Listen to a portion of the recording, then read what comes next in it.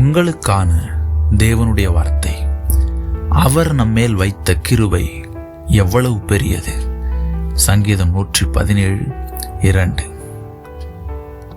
ஒவ்வொரு நாளும் நாம் நம்முடைய மனசாட்சிக்கு விரோதமாக எத்தனை தவறாக சிந்திக்கிறோம், தவறாக பேசுகிறோம், தவறாக நடந்து கொள்ளுகிறோம். ஆனால் அவைகளையெல்லாம் கணக்கில் எடுத்துக்கொண்டு தேவன் நம்மை தண்டிக்கவோ அழிக்கவோ அவர் முற்படுகிறதில்லை. ஏனென்றால் அவர் இன்னும் ஒரு வாய்ப்பை தருகிறார். நாம் நம்முடைய வாழ்க்கையை சீராக்கிக் கொள்ள, சீர்பொருந்த பண்ணுவதற்கு மறுபடியும் அவர் நமக்கு வாய்ப்பை தருகிறார்.